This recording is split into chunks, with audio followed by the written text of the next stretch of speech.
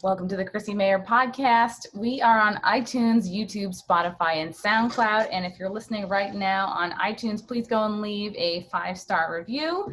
I'll be reading the best reviews every week so long as they are 5 stars. Just go on there. It can be creepy. It can be weird. It can be sexy, flirty, whatever it is. I'm going to read it. For example, this week, I'm going to read, all right, this review is called To Whom It May Concern.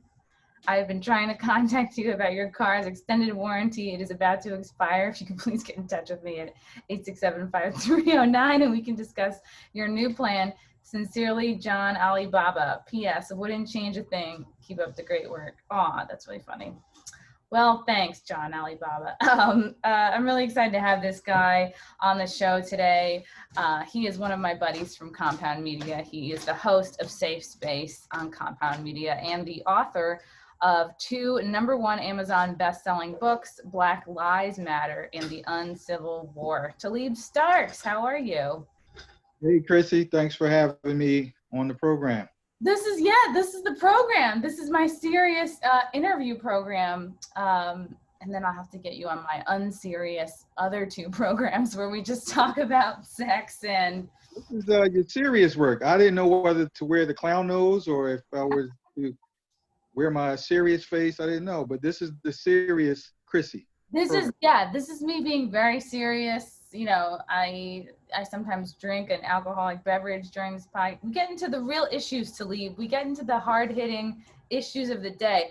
It's not the Rona. It's just a cough. Okay. Okay. And, well, should I put on my mask or what? You know, if that would make you feel safer, yeah, I would think so. So it's August, right? Were you ever at any point, like at what point were you sort of like, hey, I feel like this virus might be bullshit? And did you ever have like a definitive moment, or have you sort of all? Let's see. The last time I saw you, Chrissy, we were in Philly. Oh yeah. At the Comedians of the Compound. God, that's right. It was the Comedians of the Compound show. It was the last stand-up show, real stand-up show a lot of us did. And it was in Philly, and it was just as things were starting to lock down. Exactly. And the whole city of, not only the city of Philly, but the Compound Media fans in Philly are like some of the best people, and they just did not give a fuck. Everybody was high-fiving, hugging, shaking hands. It was Some guy kissed me on the cheek. Yeah. It was crazy. And you know what? And we went to the bar afterwards, and the Spanish fly that I put into your drink, it took too long to set in. So I had to leave before it worked. And you know what? That gave me the runs later that night. So thanks a lot, Taleeb. Thanks a lot. Maybe next time you can have your way with me. But yeah, since then, I noticed that I've kept my eye on the whole virus phenomenon or pandemic. And I wasn't too worried about it, but the people around me started to become worried about it. And it's like, the sky is falling. And I felt like I was the only one saying, wait, hold on. But when you got everyone around you saying the sky is falling, eventually you start looking up going, am I wrong?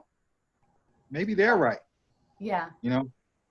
How do you feel when you see like what I think are completely made up reports, but these reports that say like, oh, well, Black and Spanish people are more likely to get the coronavirus, like, which I think is insane. Like, our lungs aren't different. You know what I mean? It's like either you have a pre-existing immune thing or not. I don't think it's a race issue. And to me, I feel like there's something underneath that. Yeah, no, I agree with that.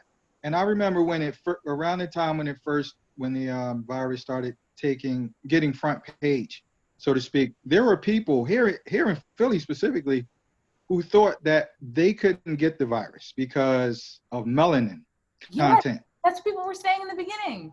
Yeah, I have melanin, so I'm like, well, I guess guys like Wesley Snipes, he's immune. But Idris Elba caught it, right? And he's one of the most melanated people actors that I know. So I mean, but even outside of that, when you get these myths going around and people repeat them, it started to really take hold, and people started not, paying attention to their health or to taking safety precautions. But outside of the virus, you should just do some of these things. There should be universal precautions, period. Especially as an adult, you should know these things. You should know to wash your hands in Yeah, general. You should know if you don't absolutely. feel good to not go to work. Right. Yeah, these are adult things you should know. But you said it, pre-existing conditions, that I believe is the tail of the tape. So when you have your compromised immune system, I mean, you're susceptible to anything. Yeah. So, and remember, there were reports where if you, they were labeling people having COVID when they didn't have COVID. A lot of the hospitals. Oh, And yeah. I've had professionals on my show who spoke about the benefits of financial benefits of having COVID patients or potentially COVID patients in the hospitals. So it's a racket.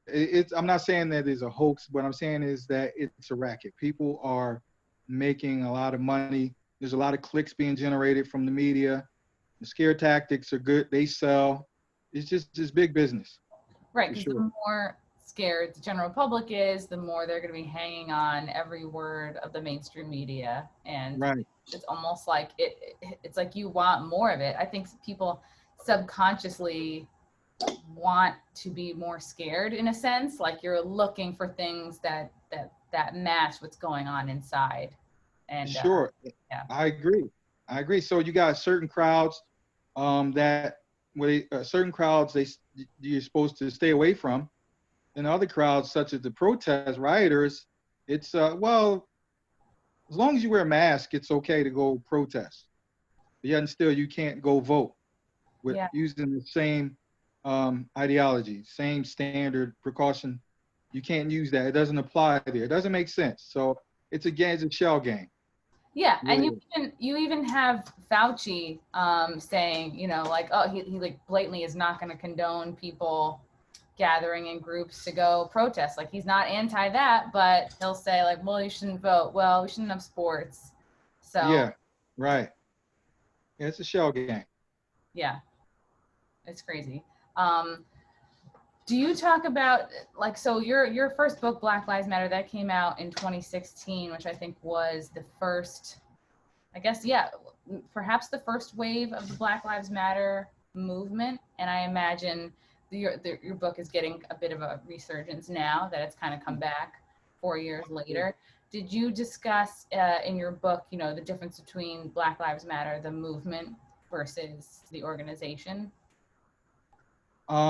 I didn't really make a distinction because I wanted to hone in on the movement itself, because it was spawned after Trayvon Martin was killed by another civilian, not a police officer or a person of the state. And so I wanted to hone in on just that, because I knew from the beginning the premise was faulty. And I didn't talk about, and I know now people are saying, well, there's the protest, there's the movement, but there's the protest. I haven't really addressed that in that book. Maybe that can be a new book. I don't know, but I wanted to hone in on the initial group itself, because from the beginning I was skeptical, and I assumed other people would see what I saw once I put it down on paper. And you're right, it's been a resurgence with the book selling, and so people are interested in this group. And I think grown-ups can make the distinction between the group and the protesters. I mean, honestly, you have some well-intentioned people who go out there and say, oh, we okay, police brutality. If that's what we're marching for, okay. But now, how does this march against police brutality turn into corporations saying we're taking Aunt Jemima off the box of pancakes and Uncle Ben off the rice, and L'Oreal, the beauty company, is saying we're not selling skin lightening products. It's Wow. and it's just like the ball is rolling in a direction that has nothing to do with the protester who says I'm against police brutality. And I think that goes to the thinking of the Black Lives Matter organization. This is what they're pushing. And if some honest people get caught up in their agenda, so be it. They're just cannon fodder. But they're self-avowed Marxists, and as self-avowed Marxists, this is what they do. They will strip down society, the society that we know, the republic. Capitalism is our means of a monetary system. They want to strip that down and remake it into their image and after their likeness, which is Marxism. So the people who are marching, again, I think they're good intention overall. Some of them, not all. Some, of course, it turns into riots and you have all of that attached. But some people are good intention, but they're being used. They're being manipulated, and really can't blame anybody but yourself for being manipulated in this information age. I mean, being ignorant today is a choice. Yeah. Who do you think are among some of the most manipulated people in this whole thing? Well, if you look in Portland, what's happening in Portland now, or in Seattle, I mean, I don't, I say they're being manipulated, but then again, I'm going to change that to say they're being accessories at this point, because there's enough information out there now for you to see that the Black Lives Matter initiative, again, is one of anarchy. And so you're an accessory at this point. And I would say, a lot of white liberals, they feel like with the white guilt that this is their way of can I say, reparations maybe. This is a way of making themselves feel good by thinking they're doing good for others. And they're being more part of the problem than the solution. Yes, I agree. Like, I think a lot of the white liberals that have this kind of like savior complex, and then my immediate reaction was always like, well, like Black and brown people can speak for themselves. They always have been able to. It's like, Right. whether they don't, it blows my mind. So I mean, how does that make you feel? Like, does that make you, you ever, it's upsetting because it's upsetting again because I've seen this story before, and now I believe we may be at a point of no return. I mean, in Portland, how long has the riots been going on? To now it's like, okay, we get it. Yeah, like, all right, enough is enough. Relax, chill. We get it. You're angry, but how long is this temper tantrum going to last? And so now they have to find new things to be upset about. We got to take down statues now. We have to I don't know. I think maybe they don't want it to be 12 months anymore. Maybe 13. Maybe 7 days a week are not enough. The days of the week, maybe Saturn or Thor's day being named Thursday being named after Thor. Maybe that may be a problem. Maybe that's maybe we need more hours in the day. I mean, people always complain about that. Yeah, not enough hours in the day. not enough days named after women. I don't know, but it's like all of this protesting, they're just finding new things to be angry about. And that's upsetting to me. Were the things that alarmed you back in 2016, around the time that you wrote Black Lives Matter, how do they differ from what alarms you or makes you feel pessimistic now? Well, and that's what's scary. They really don't. So my book written 4 years ago it still has relevance, and people are reading it as if it's today, as if it was written today. And that's scary to me because the book was written as a reaction to what happened after Trayvon Martin was killed. Then you had the Baltimore riots, or the Freddie Gray games, as I call them, when he took a nickel ride in the paddy wagon. And so that book reflected that time. But I wrote it thinking this may happen again, and if so, here's what to expect. And lo and behold, it's happening. And one guy called me the guy wrote a letter to me and called me Salman Rushdie, um, the author who wrote Satanic Verses, and he had to go into hiding because of what he said. And I'm like, I don't know, I'm not Salman Rushdie. I'm not. I'm just calling it how I see it, and I haven't gone into hiding, but because the fact, I mean, I don't have to go into hiding. The facts are the facts, and I'm just happy other people are seeing it now, so I don't feel like the eyeball out, you know. And it's bigger than it's bigger than black and white, you know, at this point. It really is. So, but it's being perpetuated as black and white, and that's what's scary, and that's what angers me, and that will fuels me to keep speaking on the front lines about what this is really all about. It's about control. It's about anarchy, and black people and white people are going to suffer together. Yeah. That's true. And I think, like, because you're such a strong conservative, black voice out there, to the extent, like, what has been the extent of, I guess, backlash or trolls from the internet, or just, yeah, like you said, you received that letter. I mean, there must be a lot, because I feel like society wants you to take a different path. Yeah. And you know what's strange, Chrissy? I've never been called a black liberal. So it's odd when I'm called a black conservative, because the connotation is like, You have to specify, right? yeah, you have to qualify me as a conservative because I'm black, but you never had to qualify me as a liberal when I was black. And I think that's very telling. So when I write these books, when I wrote this book, I try not to be political, but I had to tie this book into with the Democratic Party, because they are the ones who fuel a lot of what goes on in these streets, in these inner cities. You know, they are the ones who give us these shitty schools, but at the same time will say, well, hey, how about we give you some after school programs? And everyone's like, yay, we got after school programs, but we have shitty schools first.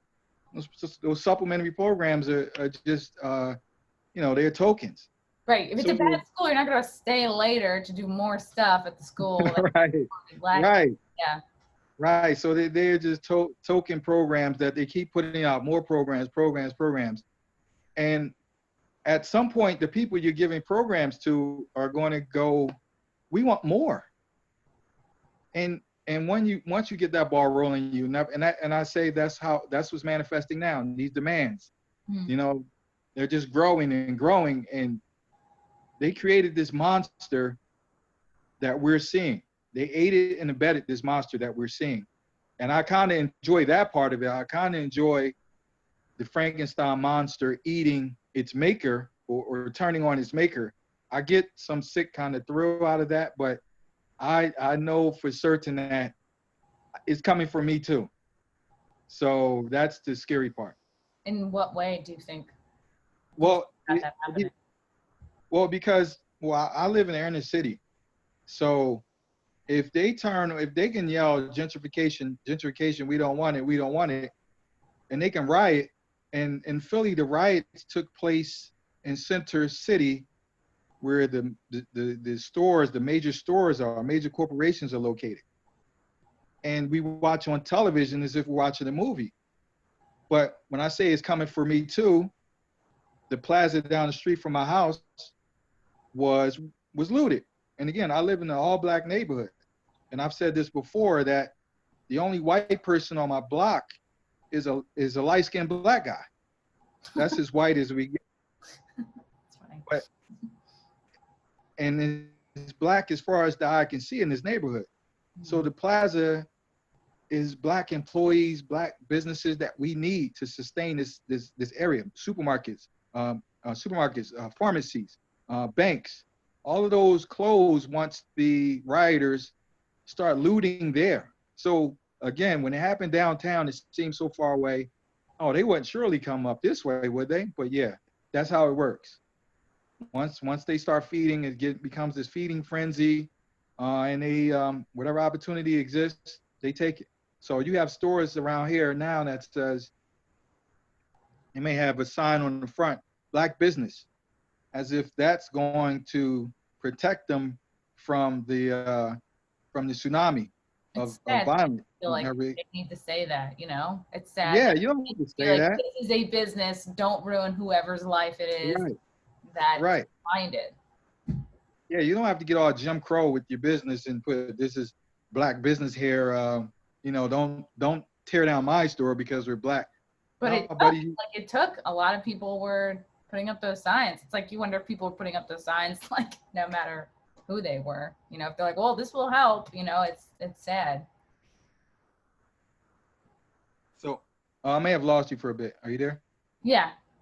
Okay, I'm sorry. Somebody called in and it kind of took away Oh, the. But that's okay. okay, so yeah, so that's what I mean by it's coming for me. I'm not immune. In fact, I'm on the front line because I live in the inner city, and the things I talk about are things that I see here. So um, if I talk about in Black Lives Matter, I've talked about urban terrorism, how it's I believe top of the list of problems that affect Black people, and to say that here is kind of those are fighting words because I'm calling out for what it is, but then you have others who say, no, that's just a symptom of something bigger. That's a symptom of post-traumatic slavery disorder. That's a symptom of systemic racism, and all of the standard excuses for poor behavior. And as my great grandmother once told me, being poor is no excuse for poor behavior. Mm. So when I hear all of this malarkey about why a block party was shot up with kids and grandmothers out there, I, you know, these excuses is unacceptable to me. Horrible, right? It doesn't cost any money to have good manners. Just doesn't cost any money to like know right from wrong. Exactly. And then when you talk about, then they throw poverty in, and I was always perplexed about the economic benefits of raping someone. How is that? How does poverty play into rape? So Yeah. these kind of excuses that I've repeatedly hear since I started my first book, which I published, I think, 2013, Beyond Civil War, that really got to the root of the matter. I think Black Lives Matter, the second book, is more polished and acceptable in certain circles that the first book, for obvious reasons. The title name is inflammatory, but I mean it's how I felt. So you mean the uncivil war is more bound, like more pushing the envelope than Black Lives Matter?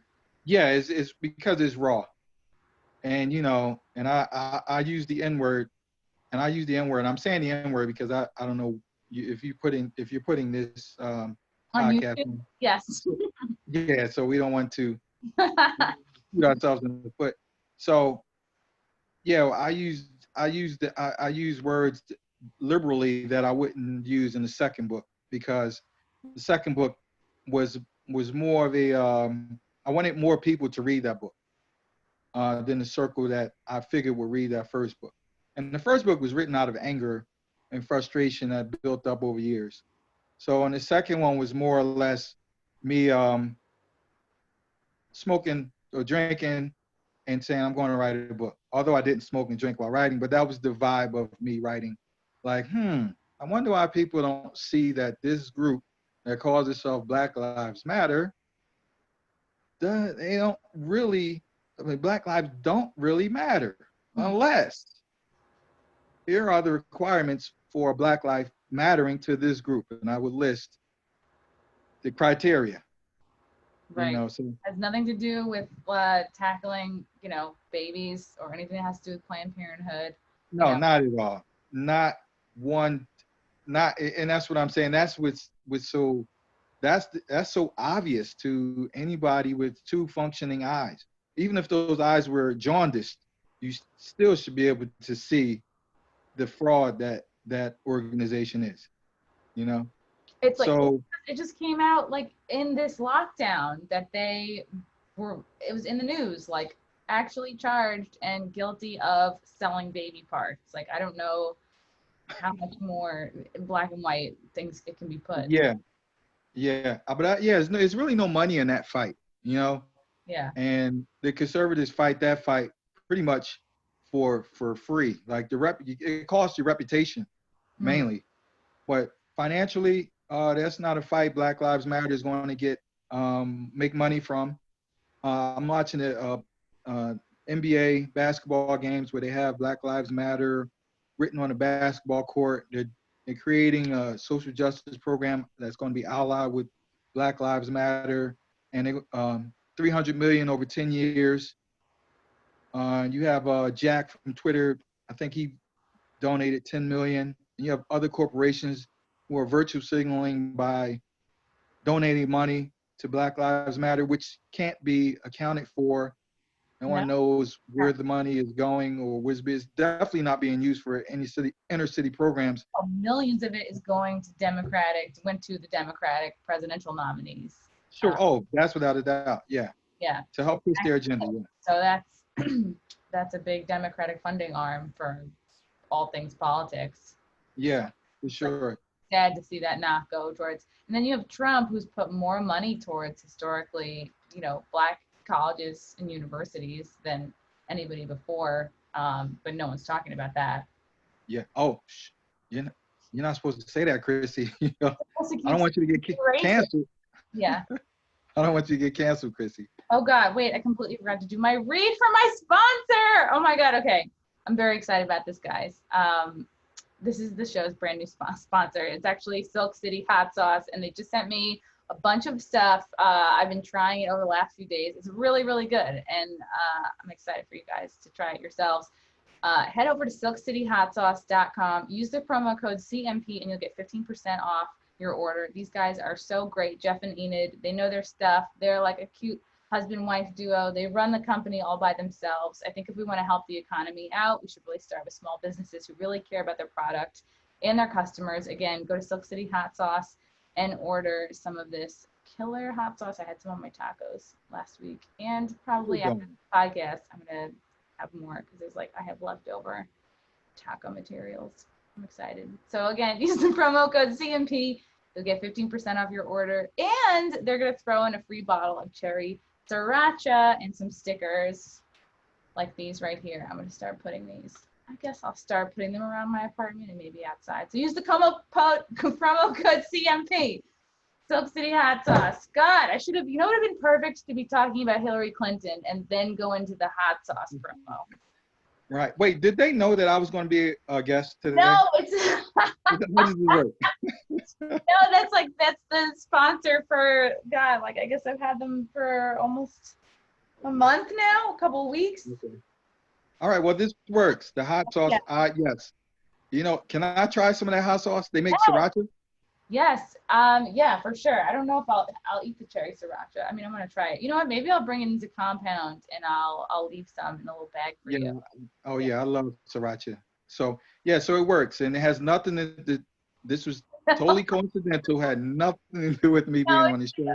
It's such a funny coincidence. And I had to do the last couple episodes. I've forgotten to do the read at the top. I don't know why. I think it's because I'm so excited to introduce the guest. That I completely forget that I have hot sauce to talk about. And you're not having hot flashes, are you? You're not old enough. It's just it looks like it because I look very dewy. It's just because my air conditioners are so loud. They're the hanging out the window kind, and they both came with the apartment. They were my supers. He's like, here, I have extra AC for you, and then you turn it on and it pops out all this dust. But they're loud, so yeah, for sure the microphone would pick it up. But then meanwhile I have this ring light on me, and so I'm sweating. I'm so sweating. I seriously, Taleeb, after every podcast recording, I stand up and between, when you sit down between your legs and when your stomach meet, that is soaking wet. That's how much I sweat doing these. Well, I can't really tell here, so God, good. I have a lot of powder. powder. Cosmetic. Yeah. Good. I have a lot of powder that I put on. So back to our very serious topics. Yeah, it makes me feel sad, but I also feel as a white person, I feel well, who am I to say how I feel about racial issues, because I feel like I'm immediately gonna get stomped on and what do you know and you have white Yeah. privilege. And like, even if I talk about the fact that my dad was a landscaper growing up, like my mom didn't work, we had no insurance, but like yet still somehow, I don't know. I'm like, I don't know where the privilege came in. I can't think of an example, but Yeah. I Yeah. And wonder if that's just a tactic that the sort of, mega white liberals use to shut up, like, I guess, the people who are not white liberals. I don't know. I'm not sure. yeah, and I believe that's a great tactic that they have, that they use with the white privilege, because you spend so much time defending that and showing that no, it's not that. I'm talking about like people like you, Chrissy, who really had to bust their ass to get out here and to make a living some kind of way, and you're still putting in work, trying to get ahead and maintain. So you spend so much time trying to you'll spend a lot of time trying to debunk this white privilege thing. Meanwhile, they're laughing, snickering, going, "I can't believe she." Uh, while you're doing that, they're making real moves. You know, Hmm. and those the and that's where I think the white guilty crowd, Hmm. they the white guilty crowd will look at you more so than black people would, honestly, as far as white privilege. They would tell you, yes, you are. Yes, you do have it, Chrissy. Hmm. Yes, you do. And they're and black people a lot of times just will go, okay, well, I guess another white person is saying it, so Hmm. it must be true. Because I forgot the lady's name who wrote the book White Fragility. Yeah, I was just about to bring that up, but I'm like, I've heard more white people tell me to read White Fragility than black people. So Yeah, exactly. yeah. Right. That's my point. So once the riots started happening, her book, along with other racial grievance books, and I looked on Amazon for this. They were like top five They're like selling out. overall. Yeah. Yeah, Required not top five in certain categories. Top five overall. We're like, Yeah, I talked about this with Michael Malice. It became like freshman year required reading. It became, yeah, here's your liberal studies, absolutely. contour. Yeah. Re-education camp, pretty much. And so it reinvigorated it, kind of, and then it helped. And honestly, I have to say, full disclosure, I benefited from that as well. I didn't go top five because I don't have the machine behind me as the racial grievance books that do. But people wanted to see other sides of this coin, Mhm.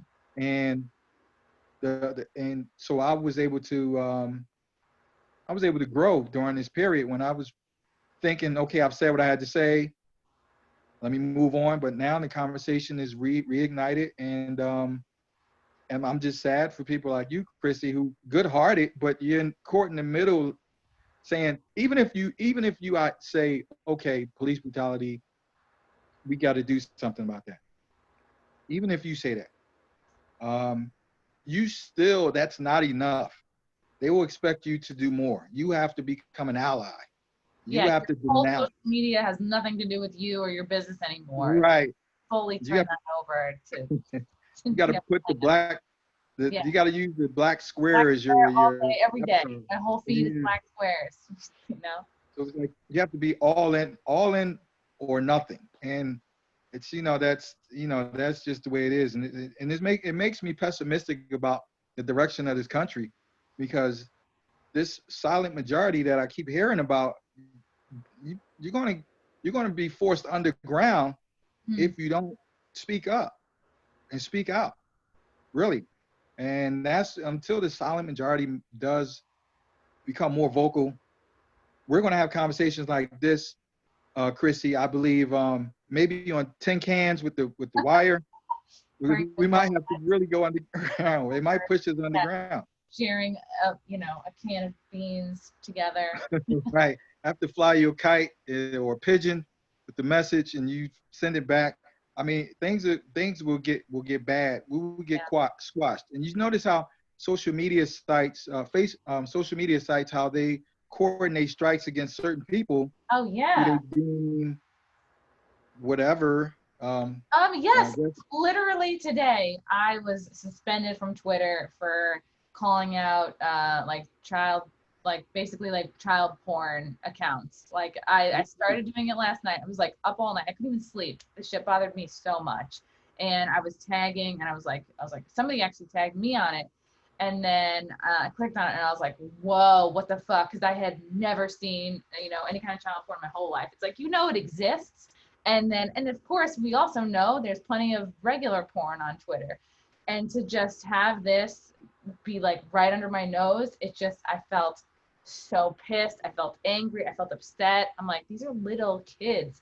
Like, this is so fucking horrible. And so I'm tagging and I was like linking the link to the person's account. And their at was like MDRIPON and then a bunch of numbers. And I was just like linking the account, being like, we gotta submit it, like we gotta report this account, this is bad. And then I got suspended from Twitter. And then the window I saw, like the image that came up was like, you are being suspended because of child pornography. I was like, are you fucking kidding me, Twitter? You don't have anybody smart enough over there. Like, that's the whole reason why we submit reports, is that a human can look over them and Right. know the difference between an actual child porn creator and distributor and someone trying to stop it. And it's like, if you fucking don't, like, what's the point of having employees if you're not going to have anybody who's smart enough to tell the difference? You're going to just like, brush me in with these fucking monsters like that. It just blows my mind. And there isn't even a function on the Twitter report for like, this is child porn. You have to go to a different link on a different part of the website. And it made me so mad. Like, yeah, I did do it through the right channels, but like they should make this easier for us. Why did they? What was their explanation for suspending you? For suspending me. So the image that I got, because this happened like this morning. It said, we locked your account for posting content that violates our child sexual exploitation policy, regardless of intent. Posting, retweeting, or linking to such content is strictly prohibited by Twitter. Repeated violation will result in your permanent suspension. To unlock this account, you must remove your tweets that contain the violating content. So the tweets, and by the way, this is not me retweeting, these images and videos. I would never fucking do that. I was just going link to this guy's account, link to these different accounts. It was like, Twitter made me delete 8 tweets before they let me have my account back. And it was my tweet that said like, Twitter supports child pornography, prove me wrong, right? You know how like Crowder does those things. Yeah. And underneath I said like, warning, there will be links of like these actual Twitter porn accounts that like Twitter is, seemingly fine with. And I'm just linking the accounts, and that's what they're getting me on. And people would be like, what? I'd be like, you don't believe me? And I would attach the link. And so one of the tweets they made me delete before I could have, I was just these tweets were like, it's this account, thanks for reporting, it's this account,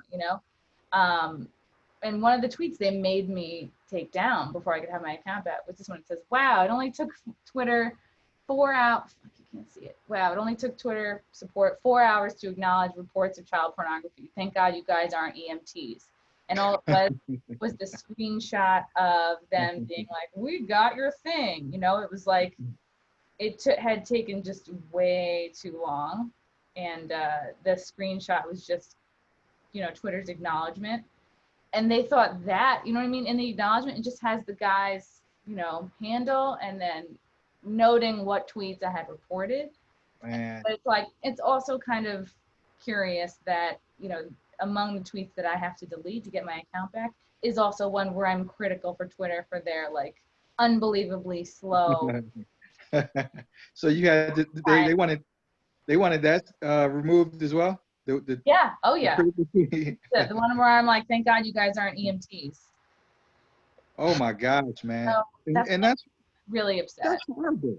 That is horrible. So you went through hell by doing the right thing. Yeah. And I didn't want to see it either. I don't want anyone to see it.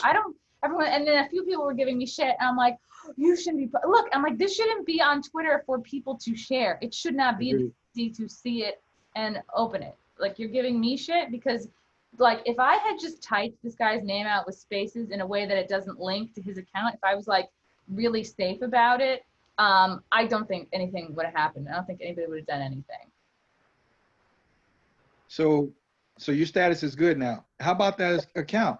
Is that still up? That the one account that I was really hard on is gone, but like God, and then other people were chiming in with like other accounts that they had seen, and it was like, you know, and I'm so angry, and it's like I don't want to see this stuff, but it's like I just think of these kids, and I've been looking into this stuff for a few months, like really since March. I've been like learning more and more, and it's been like, you know, eye-opening, what people would call red pilling, right? So Yeah. that's what fuels me, is to like, it's like, of course I don't want to see it. This shit is disgusting. It makes you like, it makes you want to throw up, but it's like, Yeah. you got to take these guys down. It's amazing how that stuff sticks on Twitter. And I've seen people who've criticized trans people or LGBT people, and they get zapped quickly. Yeah. But stuff like that stays on, and I'm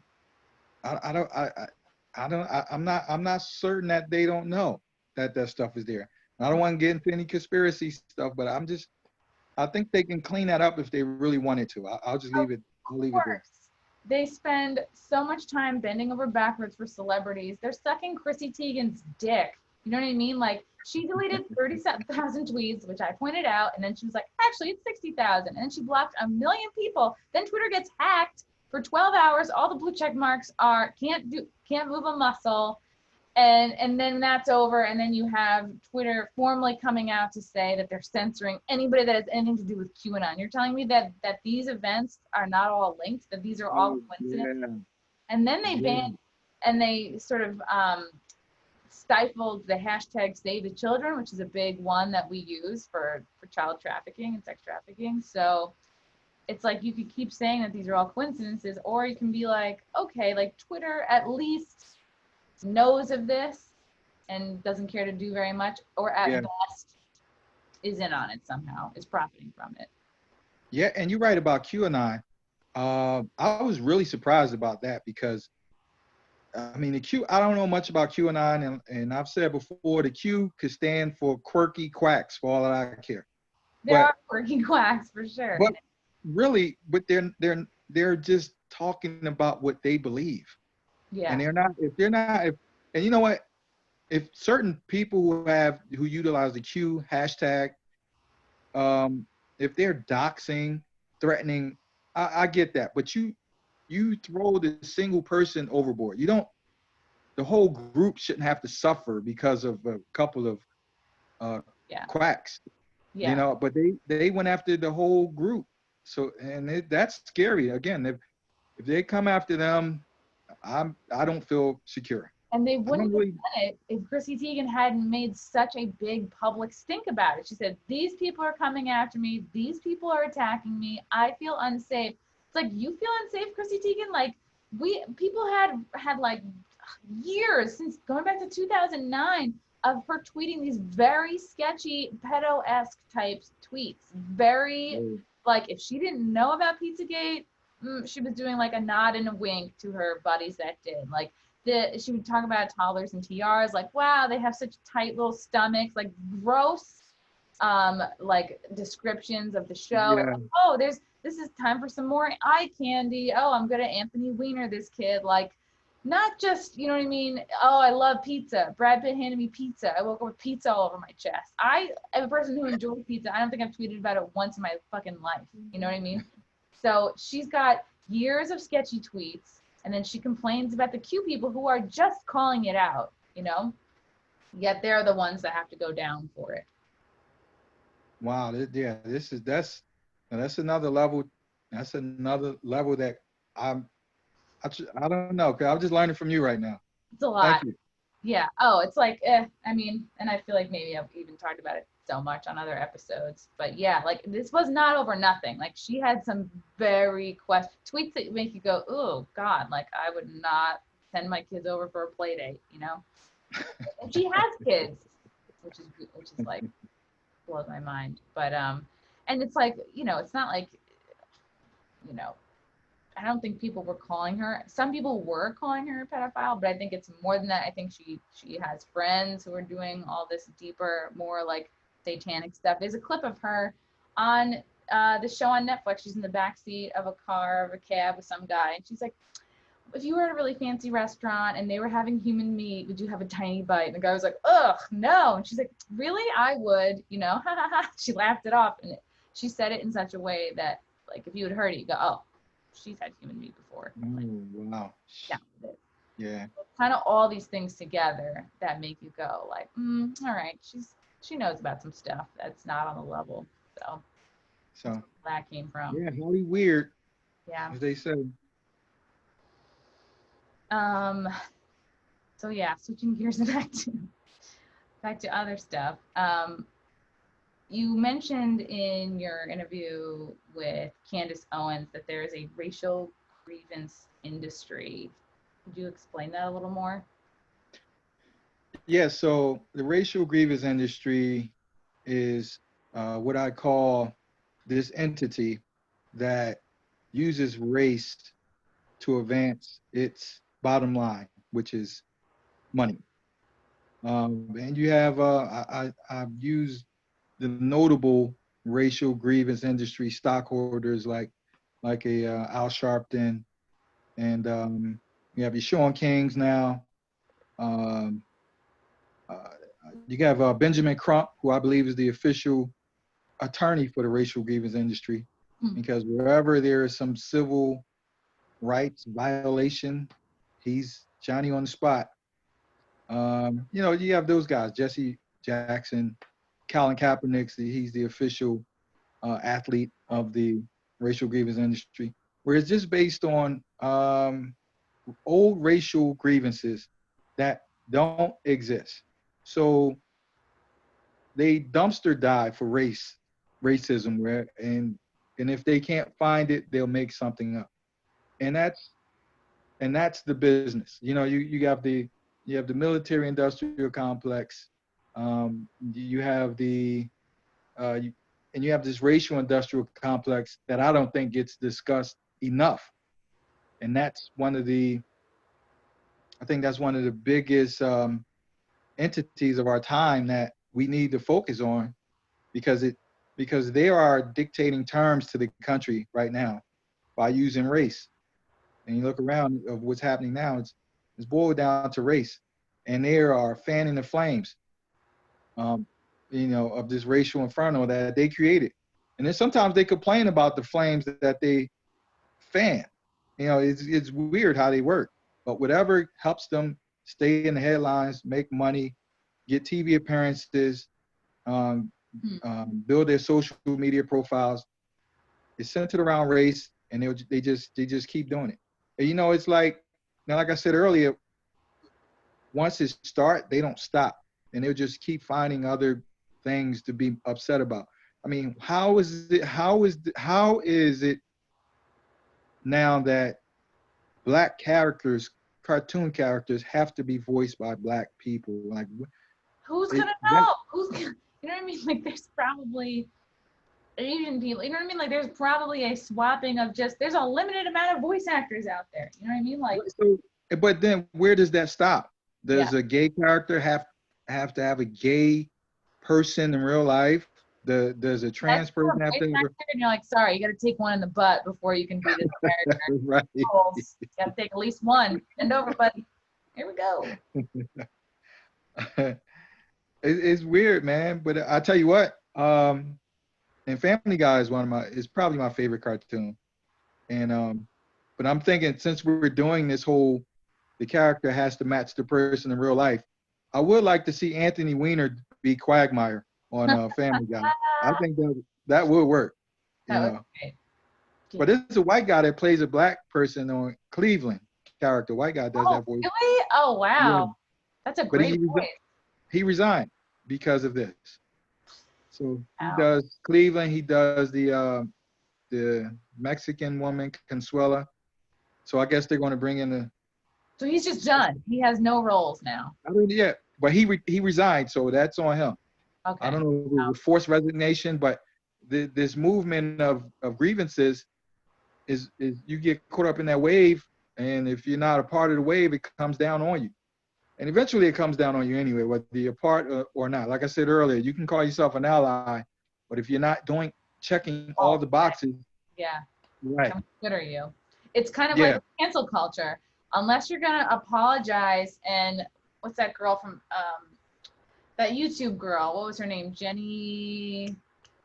Was it Jenny Slate? I forget who it was. There was a YouTube girl who like out of nowhere just like apologized for old sketches.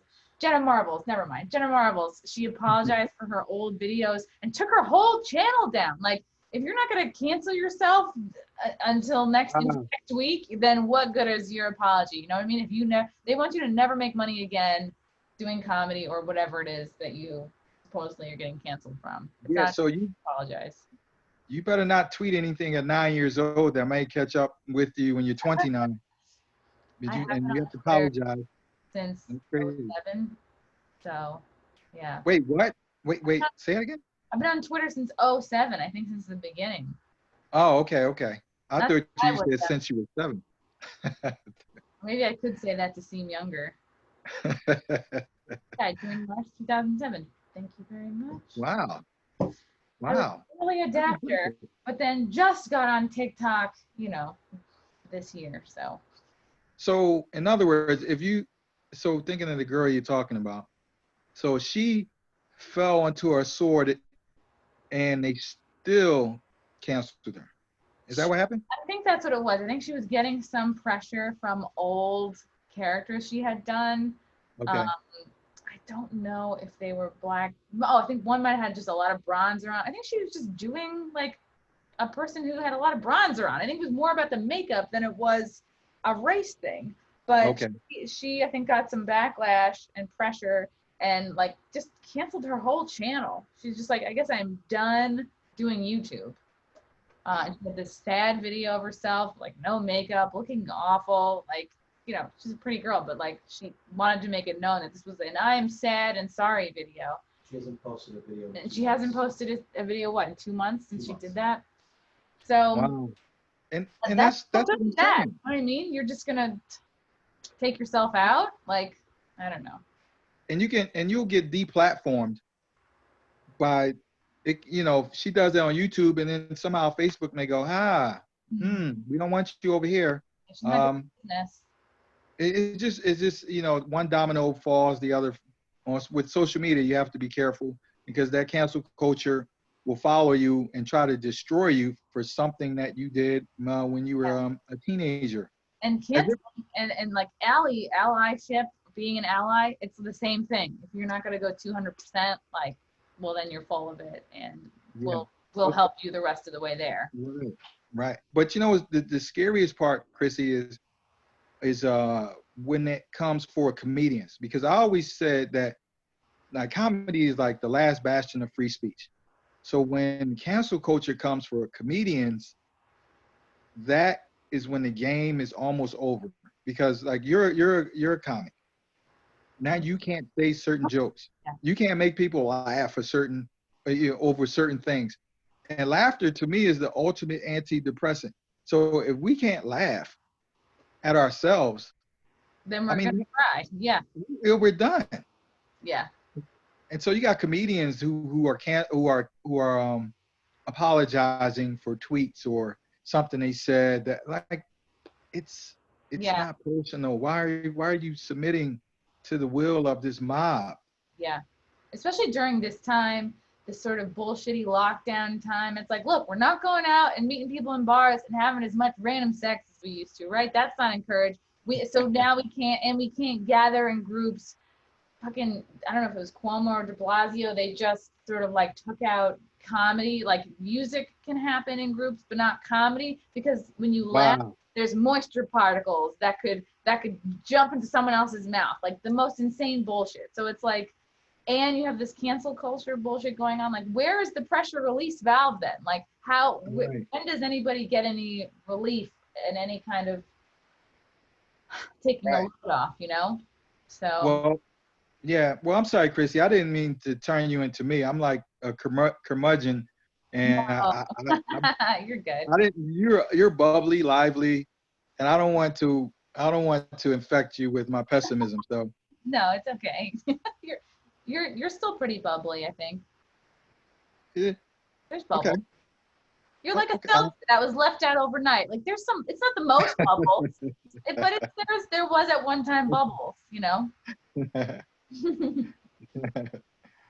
Yeah, So what do you like? I'm sure there's people maybe who have said to you, or maybe you've gotten the feeling, well, Taleeb, why shut up? Come on, you just get on board. All this could benefit you. Like you could get on top of us, you know, soapbox. You could get more followers if you get on board with all this shit. Have you ever yeah, sure.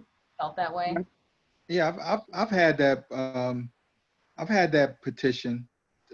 I mean that offer rather a couple times, where some people wanted me to write a certain way, Hmm. which For one of your, wouldn't. I'm sorry, like for one of your books, or just for? because I used to write articles and submit them online. Oh, okay. Yeah, and people were like would say try to get me to write where I'm less You? talking about. Yeah. Yeah, it's just more speak from my voice, but from the voice of the collective. Yeah. Could you be less you? Thanks. Yeah, and I don't know how to do that. I would suck at doing that. You So keep it up. Yeah. yeah, I mean I couldn't do it even if I wanted to. So even if I got paid to do it, I couldn't do it. I would suck at it so much that it wouldn't even be a wise investment. So Compound was one of the places where was well not one of the places, but the only place where I was able to have a voice that was a platform rather where I can be me. And being me is being free, and being free to say what I want, say what I feel. And let me be clear. I know there are consequences of saying some things that may not be popular, but I think the benefits of speaking freely outweighs the consequences. And Compound has afforded me a platform to just be me. And so Yeah. You can they find real fans that way. yeah yeah that really appreciate your work and follow it around. And I'm not the busiest guy on Twitter or social media, but yet and still I get a lot of love on the platforms, even though I'm not really visible as much as I'm supposed to be, I guess, to promote what I'm working on and stuff like that. But and all of that is a lot of that I attribute that to Compound and the fans that and supporters that I got from the show. Yeah. Yeah. And they appreciate you. And I think like when you're your most authentic self and it's your real voice coming through, it's like that's gonna resonate with people. It's like, yeah, you might have more haters than just sort of like being kind of in the middle and agreeable, but you sort of like, I don't know. I think it's just better. It's better to put that out into the world, you know. Yeah, for sure. Um, why do you think that? So you feel like there's, well, I feel this way, and I feel like you have also mentioned this on previous interviews. So there is a fake story of a race war right now. A fake story. How do you think that this is? You know, how do you see this playing out? Basically, how do you think? You know, what would you like to see versus what do you think will happen? Well, what I think will play out, how it'll play out, is a lot of acquiescence, a lot of bending the knee. That's going to continue. Sadly, it's going to continue because, again, like I said, the solid majority, if we They're afraid. continue, yeah, the solid majority has to respond, or not. You're going to be the knee is going to be bent on your neck. Right. Um, They're the only ones talking, then it's like yeah, squeaky wheel, you know? yeah, yeah, and so I'm not optimistic until um, I see more pushback from people who are tired of what's going on in this country, and there's not enough pushback. If you get pushed around, usually you get pushed around enough and get pushed in the corner, you come out swinging. And I think by the time the silent majority gets pushed into a corner, I feel like it's going to be too late. Hmm. and that's where we're headed. So with this election coming up, the momentum is the left has the momentum. They already have the culture at their disposal through music, entertainment, other forms of entertainment, sports specifically. Late night, They yeah. I'm sorry, Late night comedy. late night comedy, right? And then the comics that they don't like, they make them they cancel or they make them bend the knee. So they pretty much have the momentum, and it's going to just take some serious pushback to bring some balance into this country. At least bring some balance. If, where we hearing both sides, where there's a left and a right, or if there's going to be a swing one way, it's going to be a swing counter punch.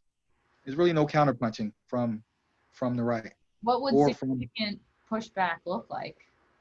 I'm sorry. What? Say it again. What would significant, pushback look like?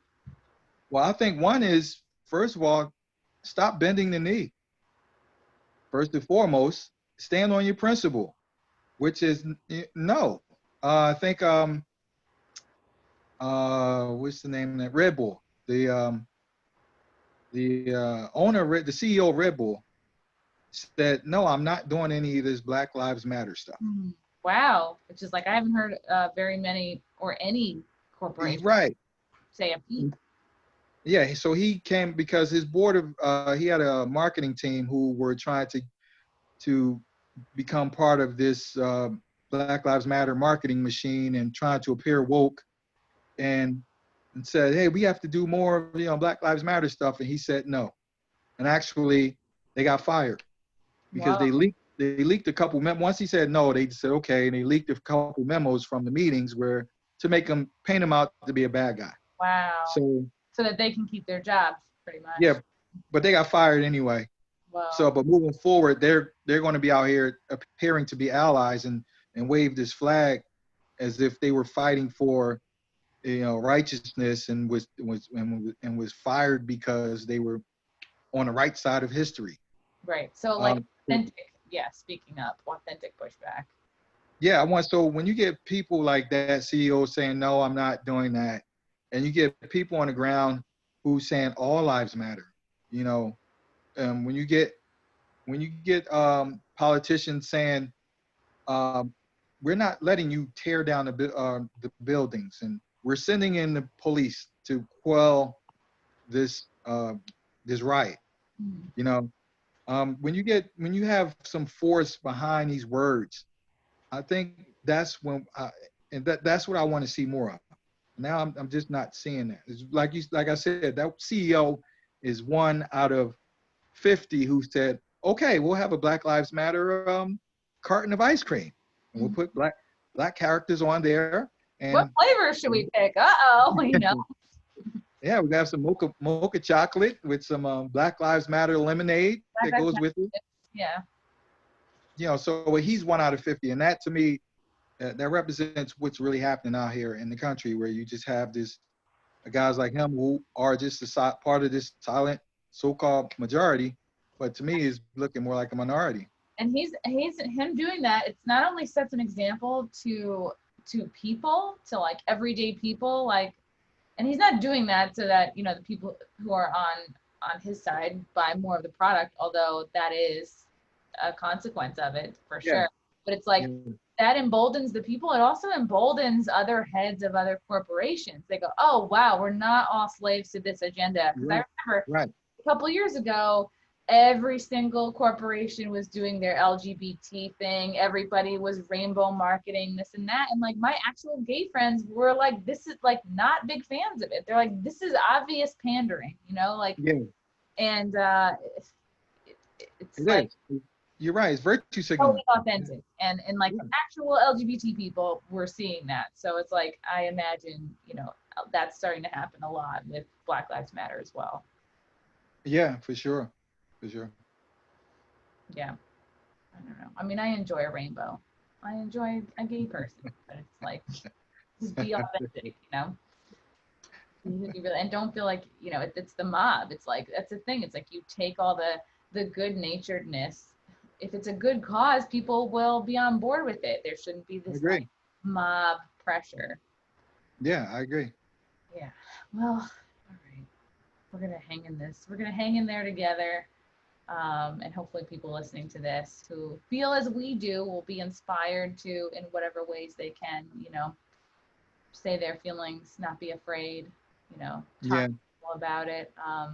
That's the thing is if you're getting pushed back, it's like you're not, I feel like oftentimes you're not going to convince the people that are really, really passionate because they're already convinced, but I think it's the people that are kind of like, well, I don't know about this. I think yeah, that's where the conversation can live.